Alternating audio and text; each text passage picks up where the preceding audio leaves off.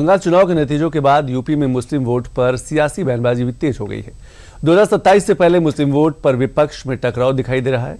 AIMIM के नेता शादाब चौहान ने सपा पर तीखा हमला बोला है। साथ ही मुसलमान वोट को विपक्ष का सहारा भी बताया है। एक रिपोर्ट।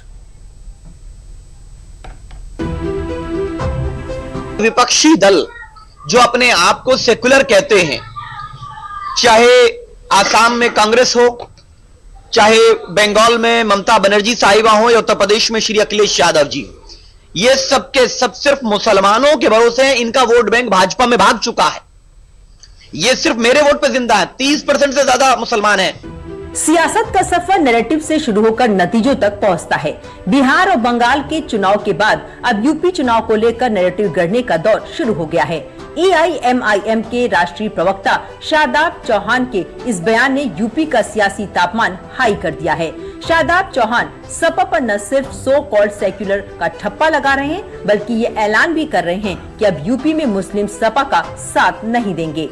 सब के सब लोग हमारे वोट पर सिर्फ राजनीति करना चाहते हैं और हम ये बात कह रहे हैं, उत्तर प्रदेश में भी यही होने वाला है। अखिलेश यादव जी के साथ उनके समाज का 5% भी वोट नहीं है। वो सिर्फ मुसलमानों के वोटों के भरोसे। लेकिन उत्तर प्रदेश का मुसलमान जागरूक हो चुका है, इनकी साजिश को समझ चुका है, इनकी साजिश बेनकाब हो चुकी है और उत्तर प्रदेश का मुसलमान यह तय कर चुका है कि अब सियासी डकैती अखिलेश यादव जी हमारे वोट बैंक पर नहीं डाल सकते। हमारे वोट बैंक पर उन्होंने डकैती डाली, हमारे मुद्दे छोड़ दिए। पीडीए क्या है? पीडीए में ए का मतलब जानते हैं क्या है? ए फॉर अखिलेश और ए फॉर अमित शाह। ये कहां है? कौन है अपर्णा यादव जी? धर्मेंद्र यादव जी के परिवार के लोग कहां हैं? ये बीजेपी में है ना। ये सब मिल करके बीजेपी की मदद कर रहे हैं और बीजेपी के अगर खिलाफ कोई खड़ा है तो मजलिस इत्तेहादुल मुस्लिमीन खड़ी है और देश भर का मुसलमान दिल से खड़ा है। बाकी ये लोग कहीं ना कहीं बीजेपी की विचारधारा के साथ मिल चुके हैं।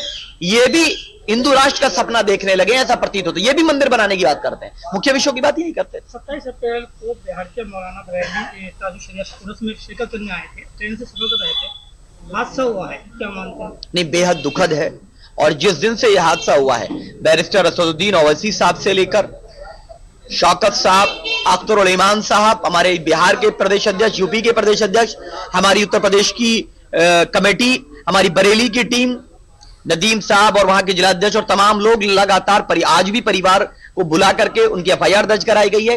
कानूनी प्रक्रिया में जो भी संभव हो, मजलिस इत्तेहादुल मुस्लिमीन तो खड़ी है, लेकिन बिहार वाले आरजेडी तेजस्वी यादव कहां पड़े हैं और अखिलेश यादव कहां पड़े हैं? और ये जो निकम्मे विधायक है मुरादाबाद के, ये कमाल अख्तर जैसे लोग, जो ओवैसी साहब पर लालचन लगाने वाले लोग, गजाला बाहर चलाने वाले, इनके मुंह में दही जम गई। कहां है ये कुरैशी साहब? कहां है? कुरैशी भाइयों का कारोबार तबाह हो गया और ये विधायक खामोश बैठा है। ये बेशर्मी है। मुरादाबाद के अंदर नालियों के क्या हालत है, सड़कों के क्या हालत है, गंदगी के क्या हालत है मुस्लिम बाहुल्य क्षेत्रों में, लेकिन इनके विधायकों के मुंह में दही जमी हुई है। शादाब चौहान का ये बयान यूपी की सियासी बिसात पर सपा के लिए किसी चुनौती से कम नहीं है। शादाब चौहान कह रहे हैं कि सपा का अपना वोट बैंक अब बीजेपी में जा चुका है। सपा पर तुष्टीकरण की राजनीति के आरोप लग रहे हैं और बीते कई चुनाव में जिन जिन दलों पर ये आरोप लगा वो सत्ता से बेदखल हो गए हैं। ऐसे में सपा को ये भी डर सता रहा होगा कि 2027 में ये तुष्टीकरण वाला टैग कहीं खतरे में न डाल दे। कांग्रेस असम में कांग्रेस ने 20 मुस्लिम उम्मीदवार उतारे, जिनमें से 18 मुस्लिम उम्मीदवारों ने जीत हासिल की। पश्चिम बंगाल में कांग्रेस ने कुल 2 सीटें जीती हैं। दोनों सीटों के उम्मीदवार मुस्लिम थे। केरल में 8 सीटों पर मुस्लिम वोट का साथ मिला। टीएमसी ने 47 मुस्लिम उम्मीदवारों को टिकट दिया था। 31 मुस्लिम उम्मीदवारों ने जीत दर्ज की है। जहां मुस्लिम आबादी 50% से अधिक है, वहां टीएमसी ने लगभग 30 सीटों पर जीत दर्ज की। इन राज्यों में विपक्ष को एक खास समुदाय का साथ तो मिला, लेकिन सत्ता से बेदखल होना पड़ा। लेकिन यूपी में सपा के लिए मुसीबत इससे भी भारी है, क्योंकि एआईएमआईएम सपा के मुस्लिम वोट बैंक में भी सेंध लगाने की तैयारी में है। ऐसे में देखना दिलचस्प रहेगा कि सपा एआईएमआईएम से मुकाबले के लिए क्या रणनीति बनाती है।